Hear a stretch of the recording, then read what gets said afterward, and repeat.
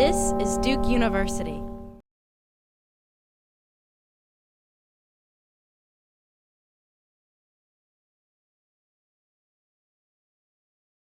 I want to welcome everybody. What a wonderful crowd, a real testament to our guest, Jessica Stern, and of course the importance of this topic, and of course the anniversary tomorrow, the 14th anniversary of 9/11. So welcome to everyone. First I want to thank my co-sponsor organization, Peter Fever and the American Grand Strategy Program. Always wonderful to work together with Peter.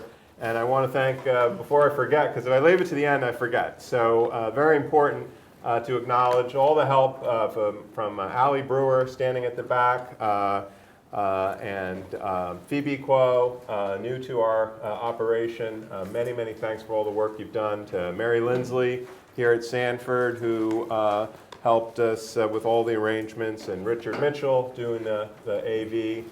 Without our staff, we can't do these things, and they're wonderful here at Sanford, so many, many thanks.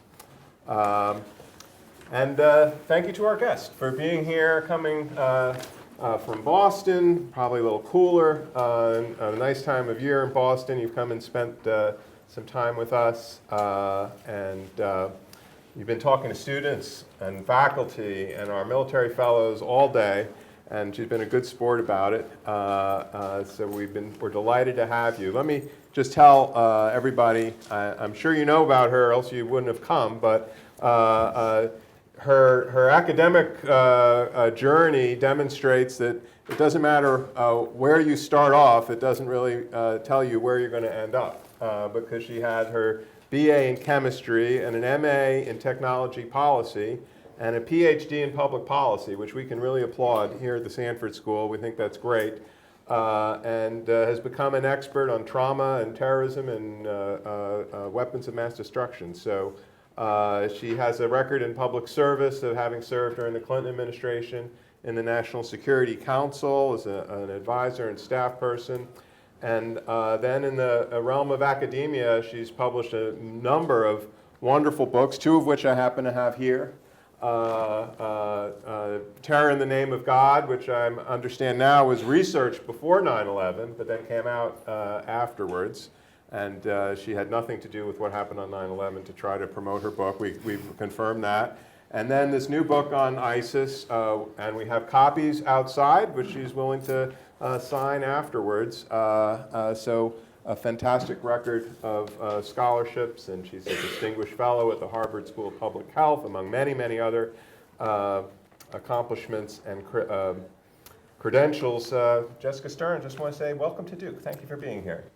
Great to be here. Thank you. Well, as I said, we're going to get to the whole ISIS question, but it is the 9/11 anniversary, and you did have done a lot of research where you actually went and have spoken to terrorists, and terrorists of all different stripes. Radical Christian, anti-abortion, the Muslim extremists in the hinterlands of Pakistan.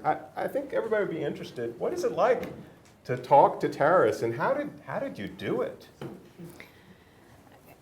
People are always surprised that I managed to get terrorists to talk to me. Actually, it was more often a problem to get them to shut up. I started out initially on the telephone. I tried to get a psychiatrist, a famous psychiatrist who works on terrorism, to do it with me, to go visit actually a neo-Nazi with me, and he kept finding that he was busy. So I just tried it. And initially I was very nervous about it, and over time I found I couldn't stop. I was just too curious, but also they really wanted to talk to me. And the interesting thing, I started out in the United States with identity Christians, people who kill abortion doctors, and then I went to many places, but the place I spent the most time was Pakistan. And they really, really wanted people to understand what they were doing, why they were doing it. They were members of bin Laden's International Islamic Front, and yet nobody was really paying attention to them. We were really focused on Hamas and Hezbollah. And so afterwards they wrote to me. So, they really wanted to talk. And did you fear for your personal safety going to these places? Were you alone? How did you actually, navigate some of these meetings in what's a pretty dangerous place now, certainly, but even then? I should have feared more. I would say, to use the technical term, it was mashugana. It was just nutty that I did it. And people say because I lived through it that I was brave, but I did exactly the same thing Daniel Pearl did, the Wall Street Journal reporter who was killed. And we say, because he was killed, people say he was stupid. I was lucky. I was really lucky. And I can't do that kind of work anymore, obviously. It's a very different environment now. Yeah, you said earlier today in some of our groups, you said it's really important to talk to terrorists, and our terrorism scholarship and maybe our the information our government has to make informed policies may be suffering because in some ways we're not able to do that. Why is that? Why do you think it's important to talk to them?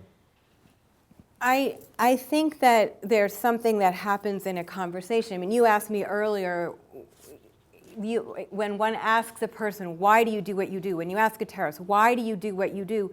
How do you know they're going to tell the truth? And how do they know they're going to tell the truth? I think that people can have many reasons for why they do what they do. And in conversation, sometimes different parts of those reasons come out in a way that is not true in electronic communication. There is an opportunity to talk to terrorists who are incarcerated or former terrorists, and that's a very important area, I think, for graduate students today. And I hope that those incarcerated, that our government will recognize the importance of that research. At the moment, it's still pretty hard to get permission, but I hope that we'll understand, our government will understand how critically important that is. So after 9/11, there was a lot of thought that we need to understand more about who these people are, and then if we can just figure out, well, what kind of person becomes a terrorist, age, beliefs, we could maybe construct some sort of profile of who was to be a terrorist. Then we'd know who to use our law enforcement and intelligence resources. We know to just focus it on them. Mm-hmm. So now here we sit 14 years later. What do we know about that? What do we know about, was that possible? Was there a terrorist profile? And if not, then what do we know about who and why do people become terrorists? There is definitely no single pathway into becoming a terrorist. There is no profile, and that's more and more true. At the same time, we have, as a community, I think we've been able to identify, as a community of scholars, we've been able to identify risk factors, not root causes, but risk factors at different levels. So at the level of societies, we can see that state failure, civil war is a risk factor. We can see that youth bulges, that's a risk factor. We can see that high male to female ratios is a risk factor. We can see that economies that the so-called natural resource curse combined with Arab or Muslim majority, that seems to be a risk factor. At the individual level, there are risk factors. Communities where people feel alienated from the broader country. So communities, and in those communities, people who feel alienated from the ethnic community. So a community that I've been studying for a number of years with a group of psychologists at Children's Hospital, the Somali American community, we can see that that alienation from the Somali community is also important. That's something, that was a bit of a surprise. Most of what we do with this kind of studies, we kind of confirm what we probably thought we knew. No one in this audience has ever done that before, trust me. But we did find that alienation from the ethnic community, that appears to be a factor, and this will be published in the Journal of Orthopsychiatry. I'm sure all of you read that. So do these risk factors cut across different forms of extremism? So your anti-abortion kind of protester, do you see the same kinds of, is it about alienation and isolation for them, the same it is for the Dylan Roof or the person who, executed the people on the Chattanooga military recruiting base? So, no. I mean, if there's one risk factor that I've seen across the board in my interviews and my study, it is confused identity. And we see that, and a feeling of humiliation.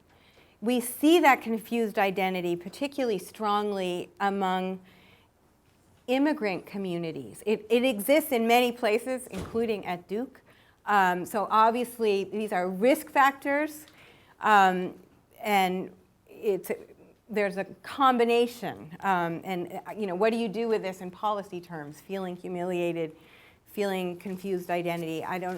It's not entirely clear. But when you see a whole group of people where there's a risk of that having a very confused identity. For example, Moroccan kids living in the Netherlands, they're Moroccans when they're in the Netherlands, and then when they go to Morocco, they're Dutch. It's very difficult for them. We see kids in this severely traumatized group of Somali refugees who they don't feel at home in their ethnic community, and they don't feel at home, say, in Minneapolis. So we can understand why that community would be vulnerable. It's a community where there is a lot of confusion about who they are for these kids. And they face a lot of prejudice on the part of whites, but especially African Americans. It's difficult. Well, let's move a bit to ISIS, and let's start just by kind of explaining. It came as a shock to Americans. We had been in Iraq for many years. Our troops left, and now here is this really horrific entity that is playing a very major role in both Syria and parts of Iraq. So maybe just explain to our audience on a pretty basic level. So where did ISIS really come from? The only reason I was able to get that book out so fast is because it's not a new group. It's a group that was formed in 2004. It was under the name Al-Qaeda in Iraq in response to the U.S. invasion. It was started by an infamous gangster who was involved in selling drugs and was covered in tattoos and has spent time in jail for ordinary crime. And his mother encouraged him to study Islam to save him from this terrible life that he had carved out for himself. Unfortunately, the Islam he discovered it was a violent Islam. It was a sectarian Islam, anti-Shia Islam. He formed an organization that specialized in killing people he considered to be non-Muslims, including Shiites. He specialized in beheading.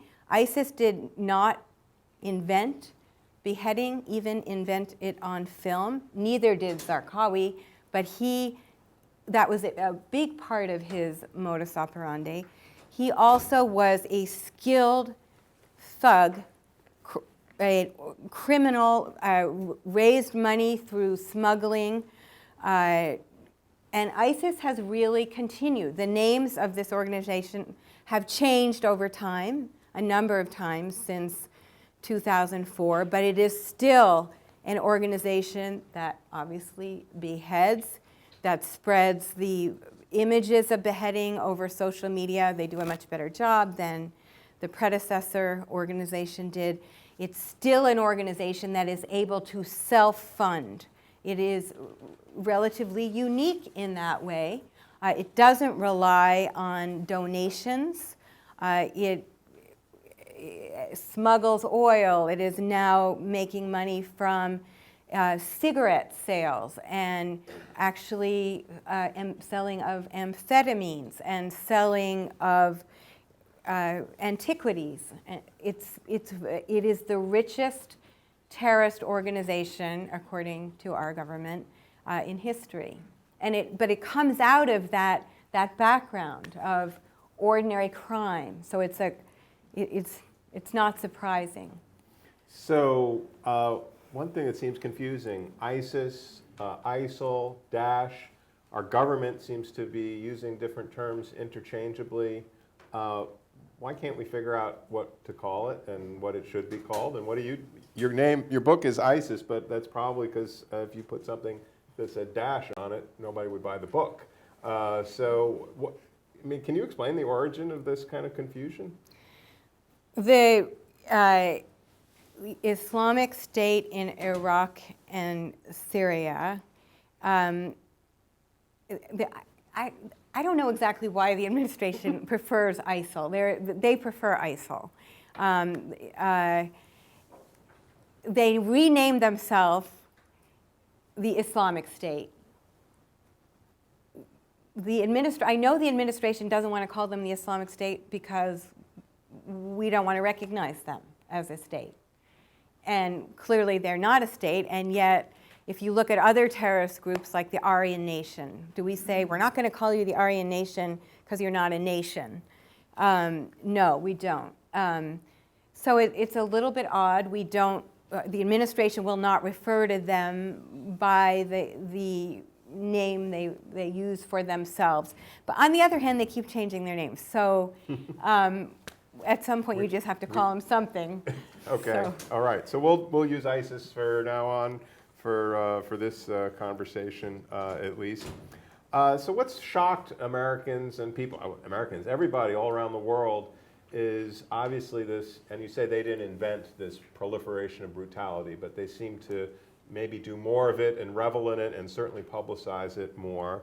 And you would think that would be a turnoff to, and it is to the vast majority of the world, yet there's still people from Europe, some people from America, smaller numbers, who want to come and join this entity. The stories of brutal treatment of women, of sexual slavery are widespread, yet women still come. So what is the attraction to this organization? Why would people want to come and associate themselves with this kind of horrific, graphic, terrible violence?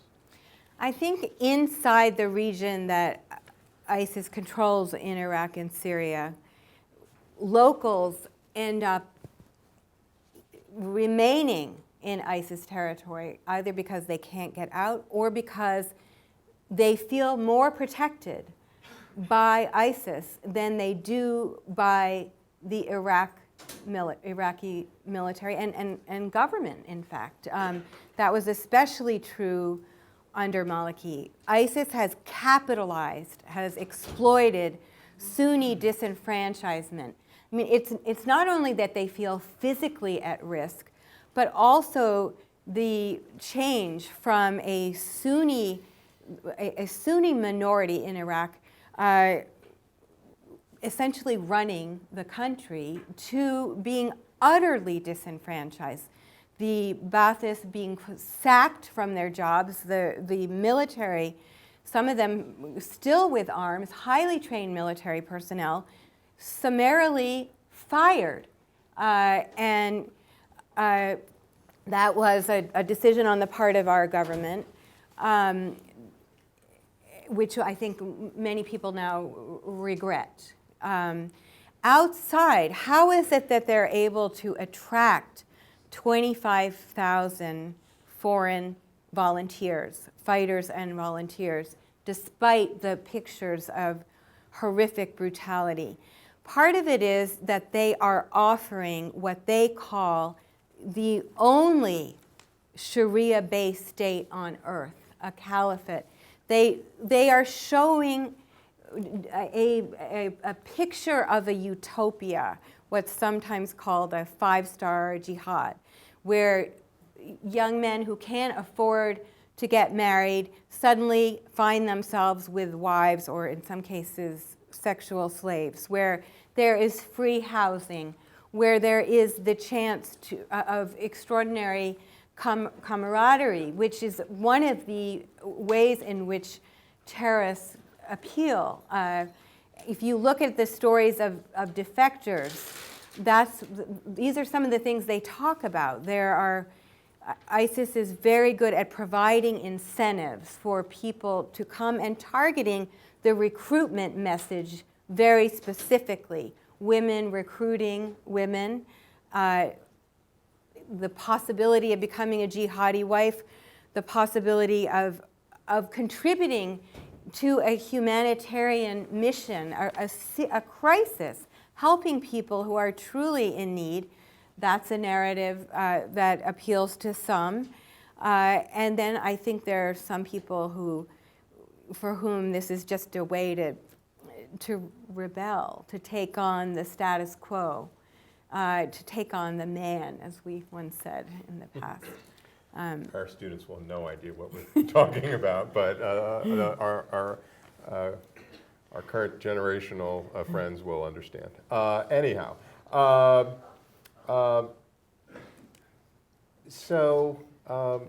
where do I want to go? The caliphate, and this notion of a Sharia law state. My many Muslim friends here and our Imam Abdullah and Tepli I work with very closely. We talk about, we've done some discussions about what Sharia law, and he says to me, I can live, of course I want to live a Sharia law compliant, what his view of Sharia law is. And he says the United States is the best place in the world to be able to practice Sharia law because we have so much freedom. That's not the Sharia law that the ISIS they are not is about implementing. freedom. So, but what's the difference? So they're both using the same terminology. I want everybody in the room to understand what we mean by that when we say that, well, it's a Sharia, they're practicing Sharia law there. Like most fundamentalists, ISIS is a thoroughly modern phenomenon. It is based on an imaginary past. They are trying to live the way the Prophet lived. They are trying to follow the Prophet's lead. And one of their explanations for why it is not only acceptable but a good thing to sexually enslave Yazidi girls. They say that the Prophet had concubines, that they too should have concubines. They are also, I think, inadvertently admitting that it isn't just that they are able to follow in the footsteps of the Prophet, but also they recognize that many young men cannot afford wives and that they are enticed by what they see, and therefore they should have sex slaves so that they won't end up having sex with the family housekeeper, extramarital sex, premarital sex, so they won't be committing those sins. But it is partly, in my view, instrumental. It's a reading of the text that furthers their interests, in my view. And they call that Sharia law. They call that Sharia law. And when I say that's my view, it's because I talk to other kinds of terrorists who also refer to religious texts. The identity Christians, Jewish terrorists, Hindu terrorists, they always find something in the text. So they find it. If they look for it, they find it. Let's talk just a second about the significance of the caliphate and the declaration of the caliphate. Why is that important, and why is that important to the people who live there and are attracted to travel? Well, part of it is ISIS's apocalyptic vision.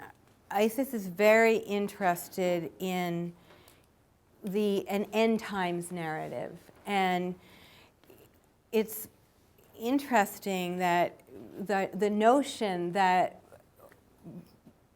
people will actually witness the appearance of the Mahdi in their lifetime among Sunnis it's increasing over time. Since the Iraq War, there is an interest in apocalypse. We're in an apocalyptic moment, and about 70% of people in Tunisia, for example, believe that.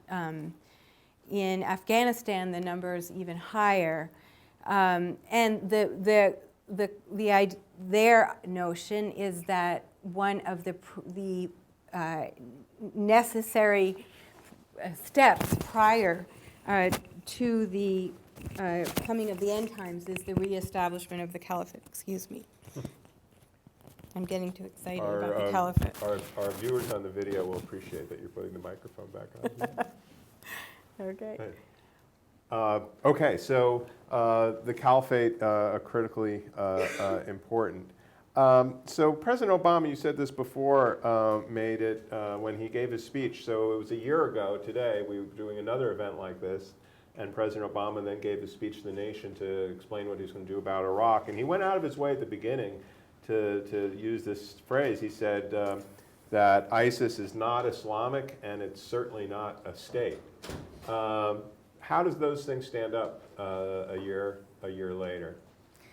The president doesn't want to give them the credit for being Islamic. A number of Muslim leaders have suggested that he may be going a little bit too far by just referring to them as violent extremists.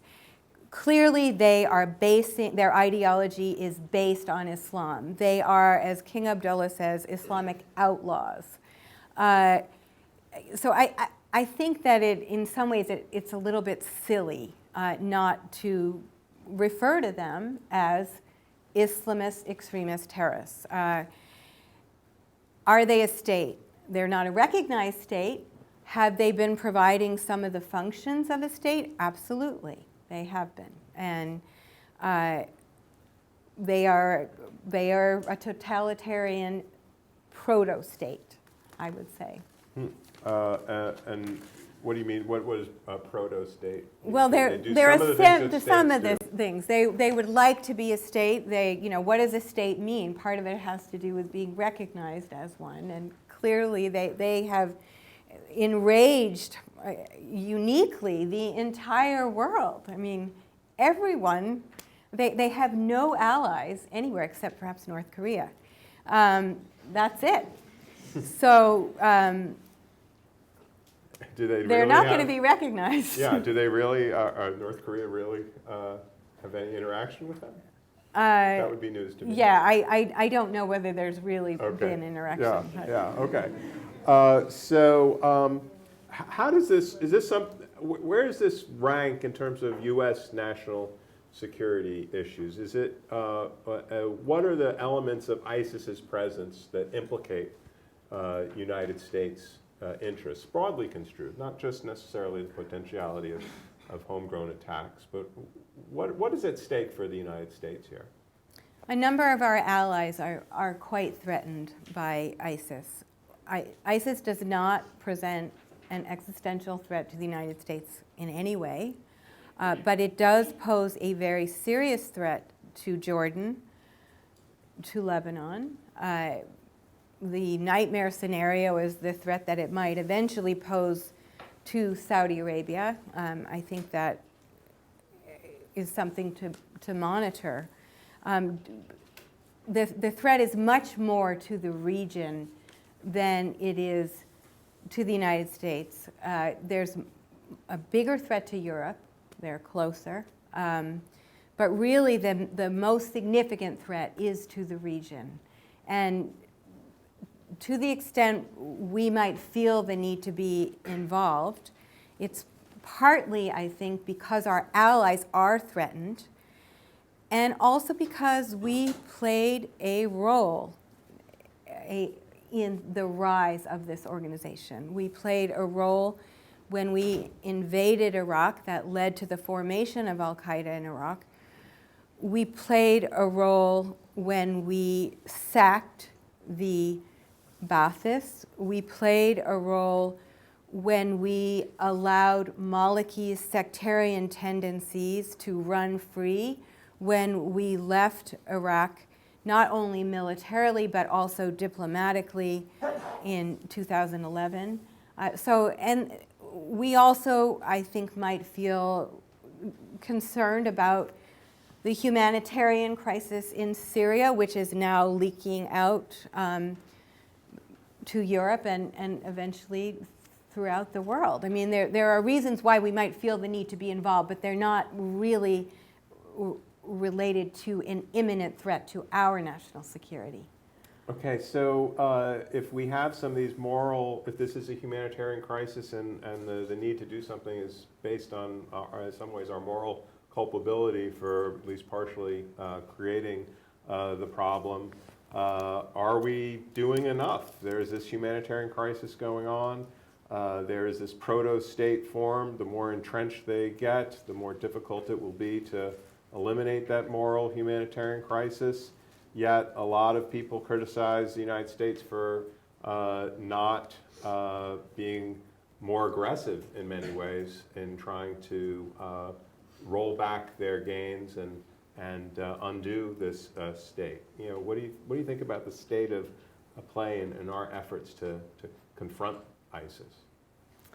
You know, I think there's a tension between two ideas. One is the notion of do no harm, that we could in fact make things worse, and the notion you broke it, you own it. I mean, how do you balance those two notions that I think both are compelling? And I think maybe we could have done something in Syria a few years ago. It's now very, very difficult to find anyone that we can work with. I wasn't in favor of supporting the opposition to Assad. We saw what happened in Libya.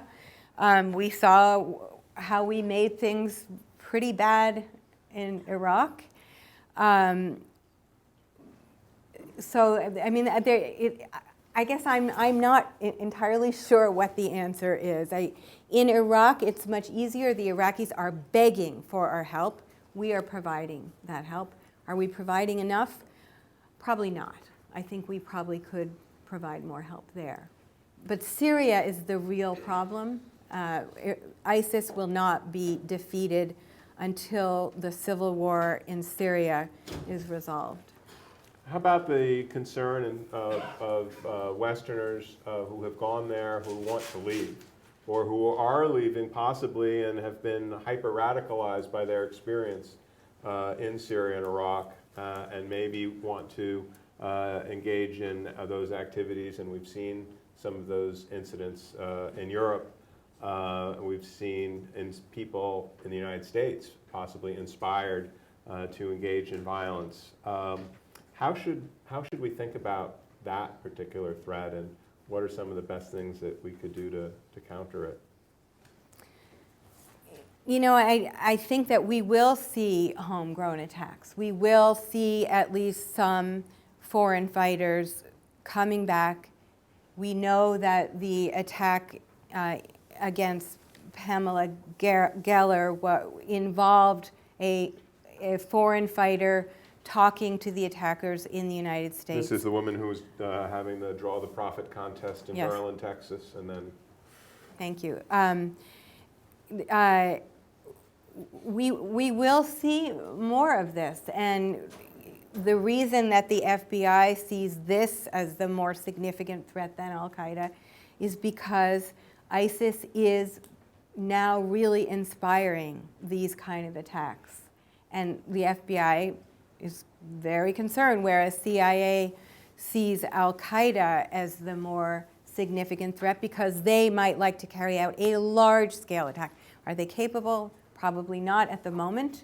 But the CIA is always very worried about al-Qaeda in the Arabian Peninsula because they have more technical capacity. And the desire. ISIS is very focused on running its state. And also, it says to every Muslim, you are obligated to come to the caliphate. If you cannot physically come to the caliphate, go ahead and carry out a homegrown attack at home, but otherwise you must come. So, some people argue that the Obama's policy, although a year ago today he said, we're going to degrade and eventually defeat ISIS, that it's really been designed more as a containment policy. Don't let them spread, don't let them gain more territory, and try to muster other more indigenous, forces from other Middle Eastern countries to actually do the hard fighting. Yet we have seen evidence of affiliate organizations spreading and fomenting violence in other places in North Africa and the Middle East. So, and we did see that with when Al-Qaeda Central weakened, these affiliates came up. What can you tell us a little about the ISIS affiliates and what they might be doing in other countries? Well, ISIS has spread its so-called wilayat, or provinces. There are 7 that are fairly significant. It's unclear what the relationship actually is between the leaders of those provinces and Baghdadi, the ISIS central organization. There doesn't seem to be money flowing from ISIS to the affiliates, but there does seem to be assistance with social media. For example, with Boko Haram, their social media capacity improved quite a bit once they declared allegiance. Yes, I mean, I think I may be the person who made that argument, that our policy is actually, if we're lucky, we'll be able to contain them. The policy we are currently pursuing, in my view, is not going to defeat this organization anytime soon. It's not a policy. So if you had a chance to, maybe you have, to whisper in President Obama's ear, I haven't had that chance, about it, and you had a chance to tell him one thing that you think he should be doing differently. He's got a year left, why not? You want to make a difference here, a lasting difference. What would be the one single policy thing that he ought to be doing that's not being done right now? I'm gonna surprise myself. What came to my mind, I'm gonna sound really mushy and soft, but it seems to me that it isn't an existential threat to us. There is a humanitarian need that we are not addressing. And I think it's great that we are going to take in some refugees. I'd like to see us take in more. If you asked me this yesterday, I think it's my mood. But you were in Washington talking to important people yesterday, right? So did that make you more optimistic or pessimistic? It didn't make me more optimistic.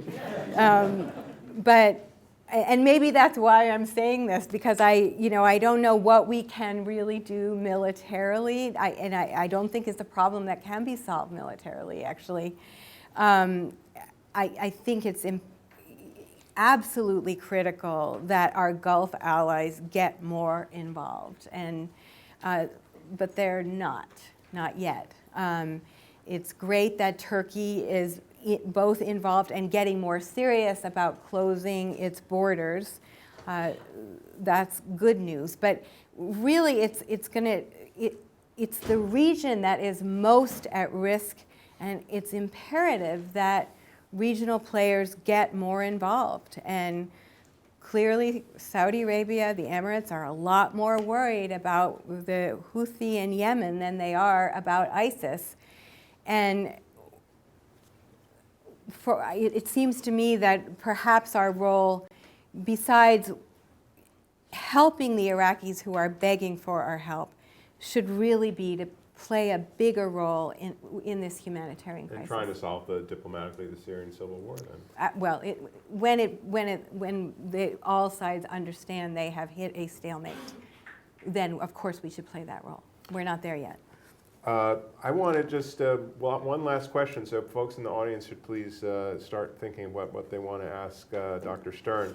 But you were telling us, we were talking a little bit earlier today about, and we hear this frequently, what the U.S. needs to do is we need to have a better counter-narrative. We need to tell a different story about history, about religion, about the world, the situation of the world that will convince people not to come and join ISIS and to try to get this state to have it, or this proto-state, to drain support from it in that way.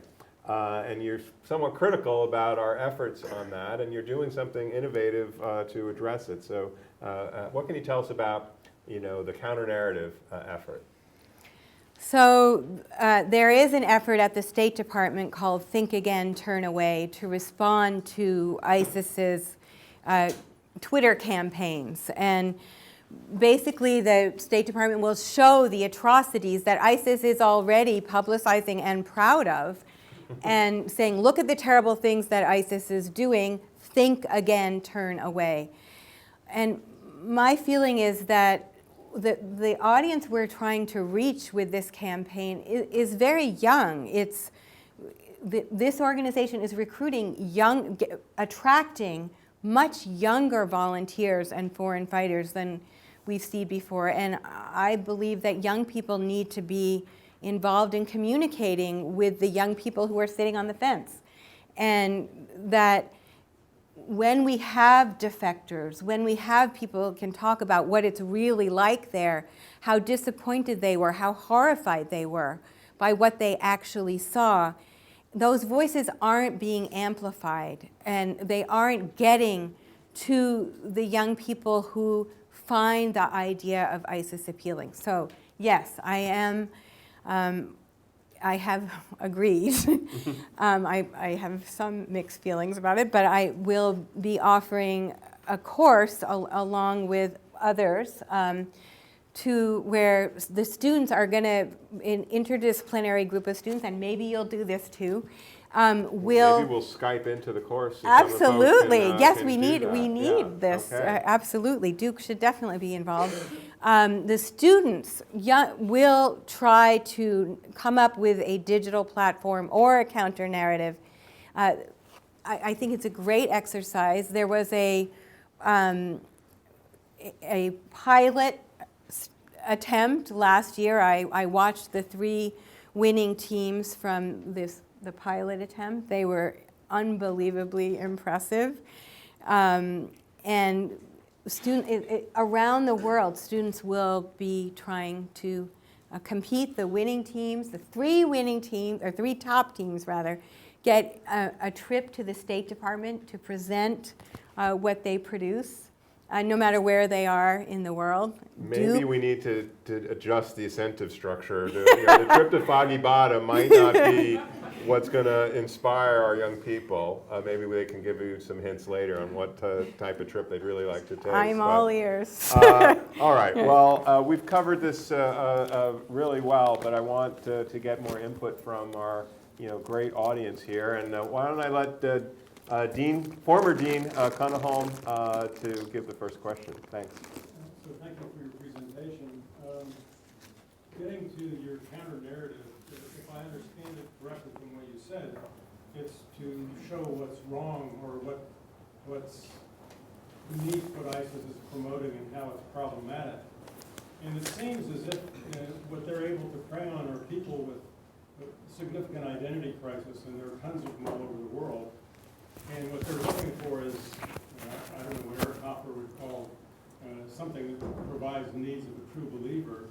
The question is not just what's wrong with ISIS, but if ISIS doesn't solve their problem, what's going to solve their problem? In other words, what's going to meet those identity needs? Is it some sense of community? Because with all these migration of people everywhere, you're going to have people who are alienated. My experience in Turkey, Turks who were Jews who went to Israel where they were Turks, and in Turkey they were, I mean, the whole business. So what's the placement? If ISIS doesn't solve their problem, is there something that we have? I mean, what do we say here? It's liberal capitalism. What is it that's going to meet those needs? Well, there is, I mean, I want to be clear, many different people join ISIS. Not, there are many converts join ISIS. Not everyone by any means is living in a community of refugees. But there are efforts to, there's actually an experimental effort now in 3 cities to, it's not clear what it involves, but to try to get, in Minnesota, for example, in Minneapolis, the Somali community that I keep referring to because I've been studying it, to try to work with that community to help them prevent their children from being recruited. The people who are most upset about ISIS are the mothers of the kids who leave. And that is, it's a painful to see those mothers. And so and we may be looking at how successful those experimental efforts are in, one is in actually Boston, one is in Minneapolis, and one is in Los Angeles. The difference between what's happening today with these Muslim kids, and again, there are many converts, but with the Muslim kids is there is a narrative now, there is a faddish organization that says you can come here and you will overcome your sense of identity confusion. You can overcome your feeling of humiliation. I mean, if you look at the Hmong refugees who are also in Minneapolis, there wasn't a similar organization that was recruiting those kids. There wasn't a global fad, and it is a fad. It's sort of jihadi chic. For the Jews who felt they were Turkish when they went to Israel, there was no successful Jewish terrorist organization recruiting them.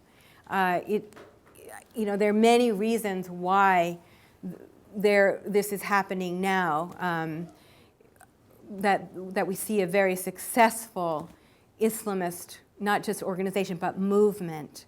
And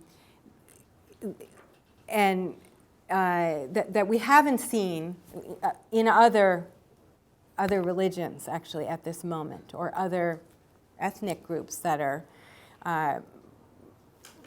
immigrants. Can we help them? I think the effort will be partly to help the parents in these communities, the parents who, especially the mothers, who don't speak internet, who have no idea what their kids are doing online, and in fact often don't speak English. And they want help from the government. So they're desperate actually for help. So will we be able to provide it? It's not entirely clear. I mean, somebody asked me earlier about, does this happen in big cities and less so in small towns? And it so happens that there are also quite a few Somali American refugees living in Lewiston, Maine. And in that town, the school system asked for help from Children's Hospital in Boston. How could they help those kids feel more integrated? And we haven't seen recruitment. Now, I don't want to say that that's what solved the problem, but it is interesting. By no means, I have no idea whether it had any impact at all. But it is interesting that in that community, there was a great deal of effort to address the problem of these youth who felt so alienated. And we are finding... Your answer is kind of like, it's more about person-to-person social services, counseling, and treating people's individual needs rather than the U.S. government kind of blaring out a bunch of messages and tweets that they hope these disaffected people in Europe and U.S. will pick up and then say, oh yeah, you're right, ISIS was wrong. I agree with this patriotic message that the Americans are sending out. You It's know, got to be like no, I don't think it's either or. I mean, You gotta do both. these efforts are so inexpensive compared with military responses. I think that we're a wealthy country. You know, we try to stop kids who want to kill themselves with heroin. We certainly should try to stop kids who want to kill themselves by joining a terrorist group that threatens our allies and to a lesser extent us. I do think we should be involved in, especially the private sector should be involved in experimenting with counter narratives. You know, it's a new problem, so we don't really know. If you have any ideas, I'd love to hear them. Okay, a question right here. Yeah, please. Yeah. Hi. Tell us who you are. I'm Rena. I'm a freshman. And I wanted to ask about Saudi Arabia. So I recall in 2014 there was an ISIS defector who mentioned that there was that ISIS may be setting their sights on Saudi Arabia, and we have sort of imagined that there is this threat to Saudi Arabia. So I wanted to ask you, how legitimate is the threat to Saudi Arabia? And if a threat were to manifest itself, how likely is it that the United States would get involved and come to the aid of our ally? ISIS definitely has set its sights on Saudi Arabia. I mean, they're very open about that. And they've set their sights on spreading their caliphate throughout the world. You know, how realistic is it? Just because they want it doesn't mean it's going to happen. But it does seem to me that there is a jihadi movement. I mean, clearly there's a jihadi movement in Saudi Arabia. They are at the forefront of counter-radicalization and prevention efforts. They have been experimenting online, offline, trying to reintegrate young people who go abroad to fight. They take it very seriously because it is a threat to them. It's not really because of 9/11. It's because it's a threat to their regime. When we look at how much they are spending in Yemen, we look at the decline in oil prices, the ability of the Saudi regime to essentially buy off its population is declining. How likely is it that ISIS will manifest in some significant way in Saudi Arabia? Probably unlikely.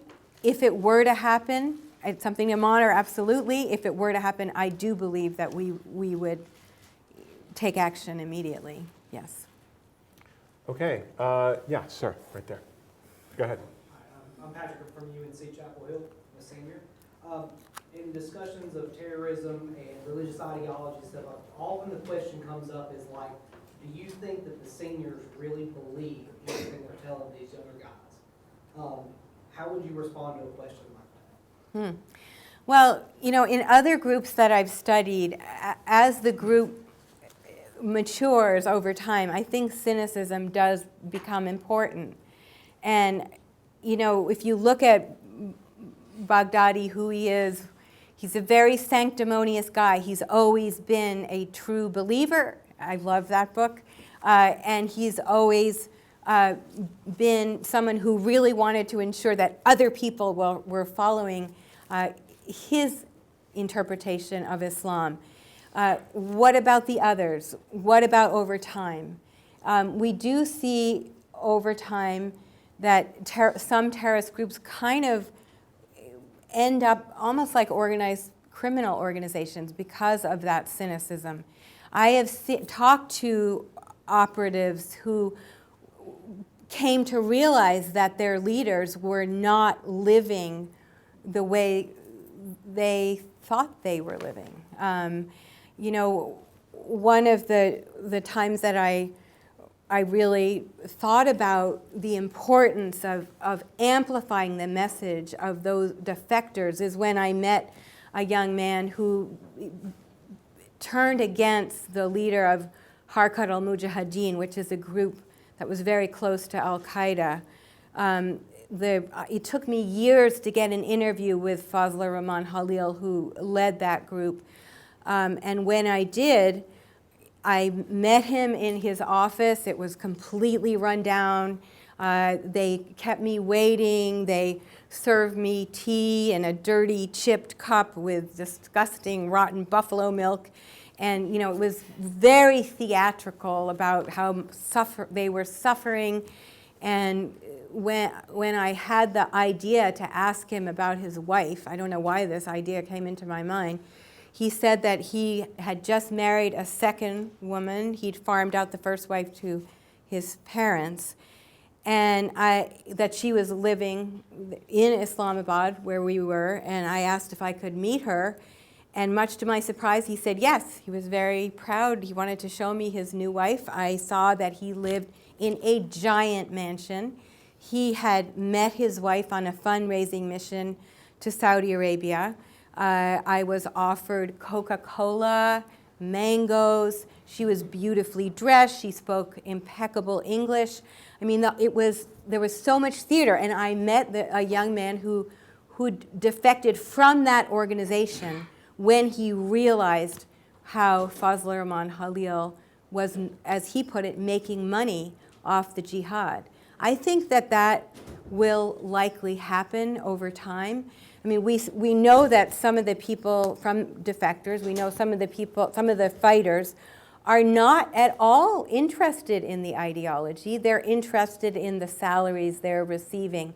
There will be opportunities to take advantage of potential splits, of cynicism over time. I'm not sure that is available to us now. Yeah, let's get somebody from this side of the room. Yeah, sir, go ahead. My name is Aditya. I'm a global health graduate student. My question is that analysts at Sanford have protested against the alteration of a number of the intelligence reports. So I was wondering how far removed are current reports from the reality of the ground?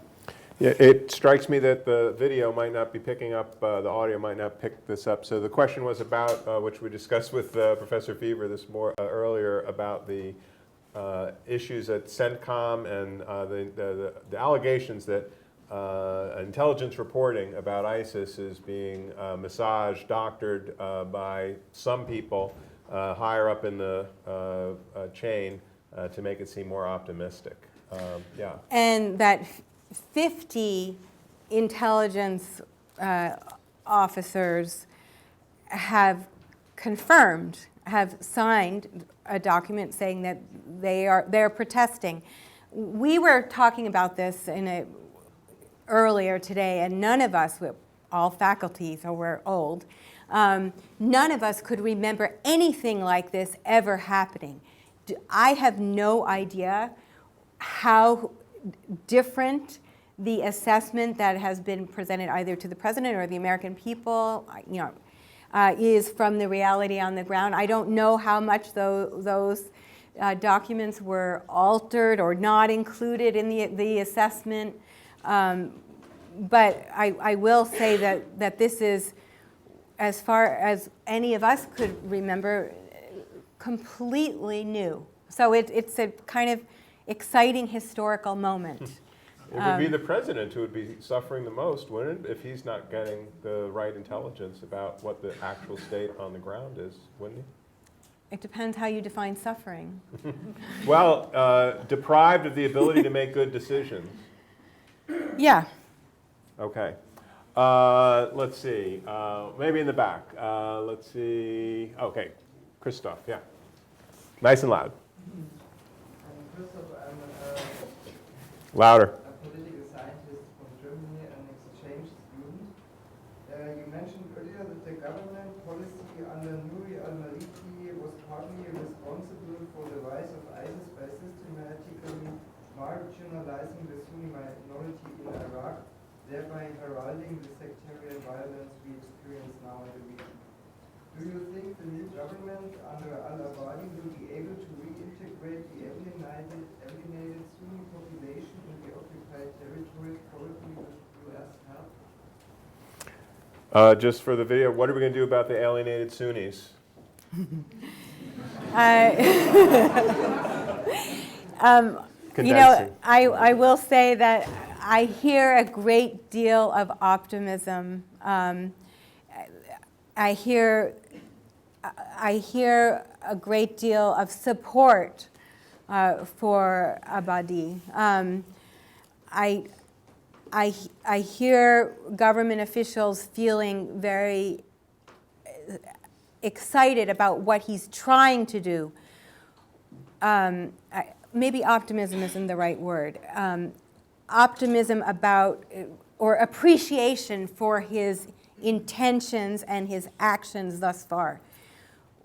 How effective will he be in this effort to re-professionalize the military, to make Sunnis feel that they are being represented, that they are not living under majoritarian rule? I think it's too early to say. But I will say that people who know much more about him than I ever could are excited about his efforts. All right, let's try right here. I'm Colonel Nance, retired U.S. Army. I've done post-humanitarian construction support with post-conflict both in Central and South America and Eastern Europe with the collapse of the Soviet Union. The identity crisis that you spoke of, I've experienced it firsthand, such as the Republic of Moldova. You had a breakaway state called Transnistria, which aligned with Russia, and it was based on economics. You had a warlord who controlled the economic part of the country, and he wanted to preserve his wealth. So he convinced the part of the Russian army to support that. With the identity crisis, I've heard you only mention once that there was an alignment with some of the ISIS seeking funding from Saudi Arabia. Do you see ISIS as being predominantly Sunni origin, even though it's gone to the extreme faction?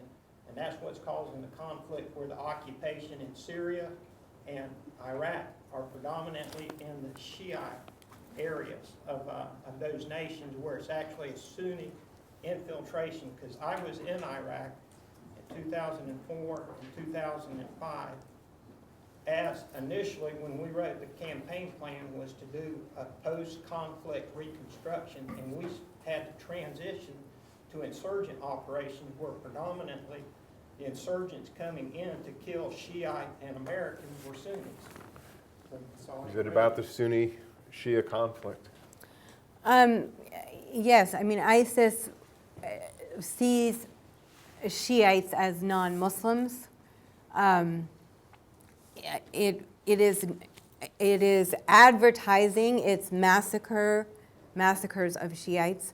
It is also occasionally massacring Sunnis, something they do not advertise. That is a vulnerability, that a way that could be part of our counter narrative if we would show what they are doing to Sunnis. The Kurds are principally Sunnis, and they're fighting every day with the Kurds, but right? Isn't that identity because the Sunnis Sunni Arabs aren't willing to accept Sharia law as a whole, as it's been presented by ISIS as part of the identity crisis, versus the normal Islam as it has evolved based on the global economy today? Yeah, I mean, that's right. Anybody who doesn't accept ISIS's interpretation is apostate. An infidel. An infidel. It's easier An than infidel. apostate, right? Well, we're going to have, sir, we got. It's not fair. We have to let everybody get a question. Well, as many people as we can. Yes, ma'am. Please. Thank you so much. My question is on behalf of TRAC, the Terrorism Research and Analysis Consortium, also an Iraq question. We have been doing some analysis over the past year of the invasion of Mosul for Operation Galawi, and I just wanted to invite you to share whatever you can on that, because we are looking to find partners, and just would like to hear from you about that. Thank you. Are you familiar with TRAC? So you might have to tell us exactly what that is. Oh, the Terrorism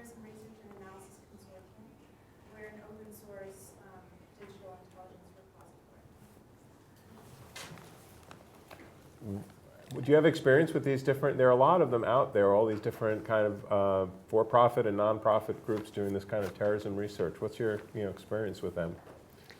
I think it's just amazing and wonderful that so many of these groups have formed, especially, I mean, we see so many individuals actually fighting ISIS's messaging.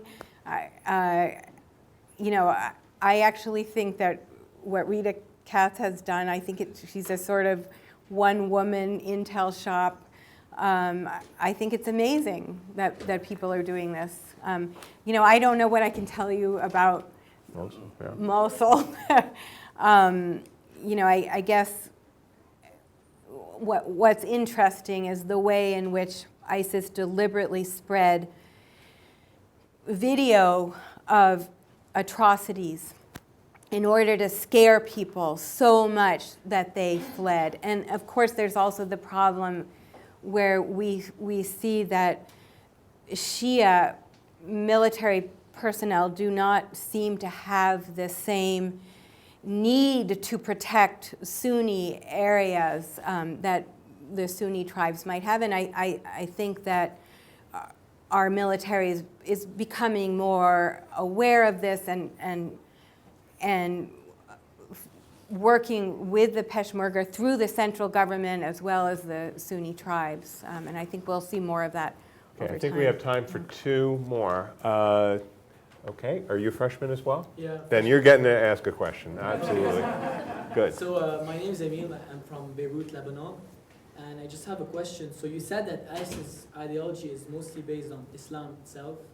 So my question is, do you think that part of the solution might be to say to Muslims, there are parts of your text, political parts, and to a lesser extent, social parts, that you should overlook? Well, I am not a scholar of Islam, and it wouldn't be my place to make such a recommendation, but I will say that King Abdullah has called this a crisis within Islam. He has assembled many scholars to directly correct ISIS's interpretations. I think that's a very important effort. I think it's not reaching the audience we need to reach because those scholars are very boring.